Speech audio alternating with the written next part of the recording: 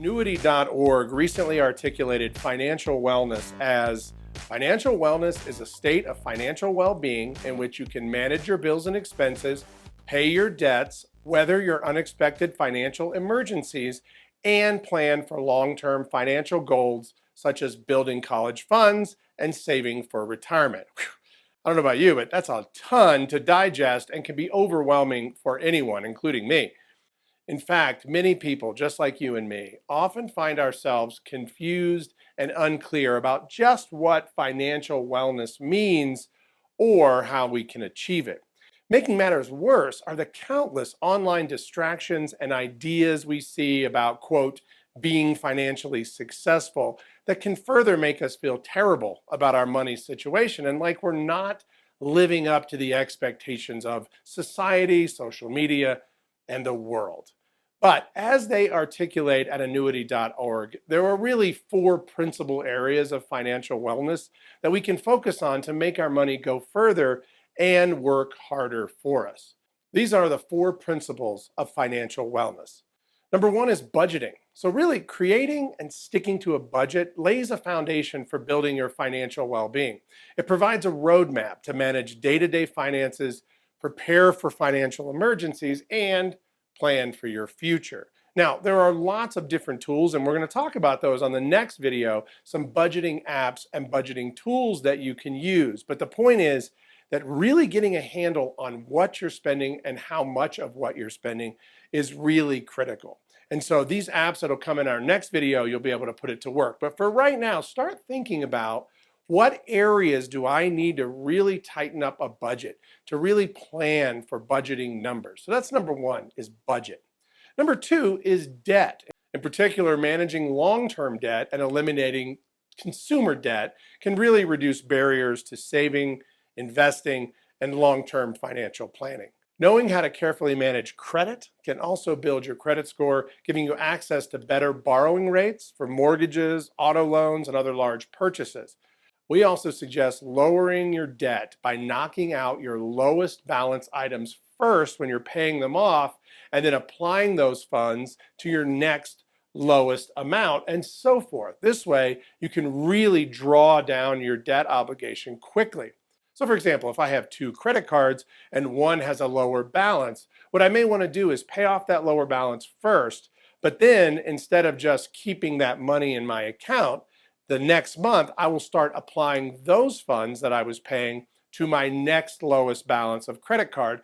That way I can almost double pay it off and get it paid off much faster. And that's just one example, but getting your credit and your debt paid down is really important to balancing your budget and helping you stretch those dollars.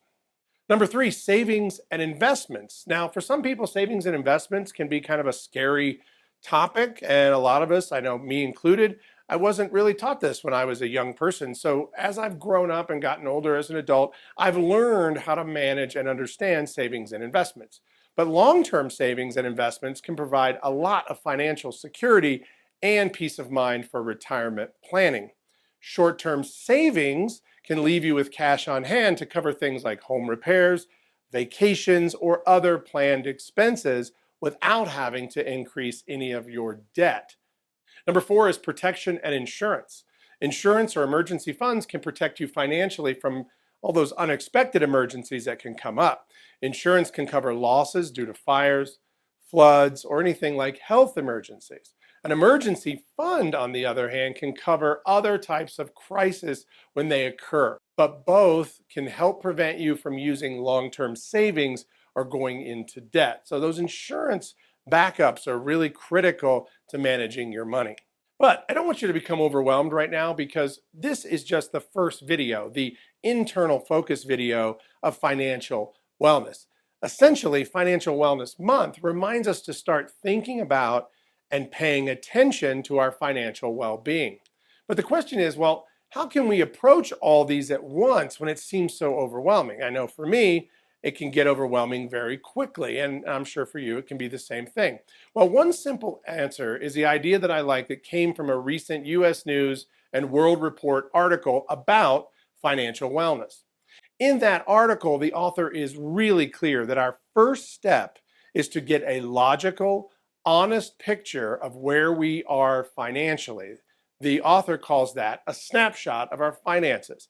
This snapshot view is going to help us see where we need to improve. So the author says the most basic step to understanding your current financial situation is to record all of your regular monthly income and expenses. If that sounds overwhelming, you could take advantage of numerous apps that can automate the process. Now, the author suggests things like Mint or Pocket Guard or Simplify by Quicken. These are all good free or low-cost apps that are available that can sync to your financial accounts. They kind of make it easier to categorize spending. Now, the good news for you is that in our next video coming out this month, I'm going to break down some of those tools. I'm going to show them to you and show you how to use them.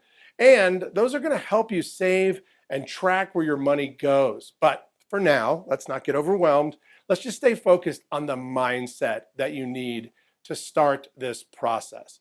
Because the tool of tracking really isn't going to work if your mind is not in the right place around your financial wellness. So remember, when it comes to your money, no one is going to know more about where it goes, how you spend it, and what you currently focus money on more than you.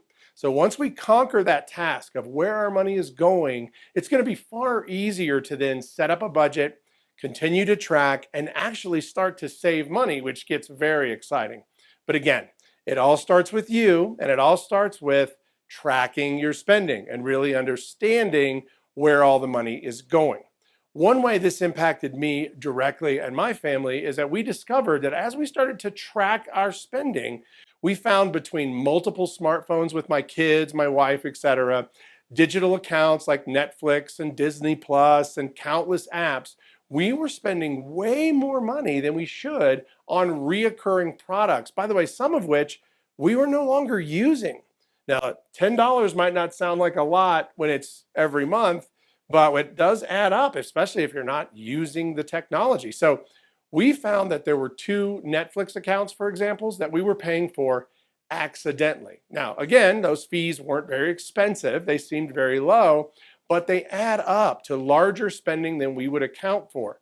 So if you feel that you say often, gosh, I don't know where the money goes every month, maybe it's time to start tracking it a little bit more. Another way you can start to watch your spending right now, even before our next video comes out, is like at the grocery store. You know, there are name brands versus looking around for kind of not name brands product that are actually the same quality. So start to look around the grocery store, start to find the deals, start to find ways to save $1 or $2 here and there. These will make a big difference and they start to compound over time. The grocery store is a great place to really start to look at where the deals are and where you can save money.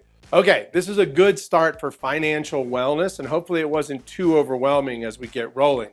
The bottom line is getting serious about your money, how you spend it, is going to be a great start to proper budgeting, investing, and so on. Now, in the next video, I'm going to get more into actions that you can take and technology you can use to get control and thrive in these other areas, including our podcast this month, where we'll be sitting down with some of our benefits people to discuss our 401k programs and how to set yourself up for the future, leveraging tools we have right here inside the organization. I'll see you on the next video where we'll have even more examples, and you can listen in on the podcast where we'll talk about that 401k program and how it works. Either way, I just want you to start to get your mind around financial wellness, getting control of even just small things at first, small spending, and working through all these other examples to really get control of your finances. So I'm Todd Mitchum. I'll see you on the next video. So thanks for watching this video on financial wellness. Keep in mind, the goal here is you really want to get control of your spending first. Then you want to try to set a budget, manage and reduce your debt, and work on your future stability with things like savings and investments. Thanks again for watching. Make sure to tune into the podcast this month.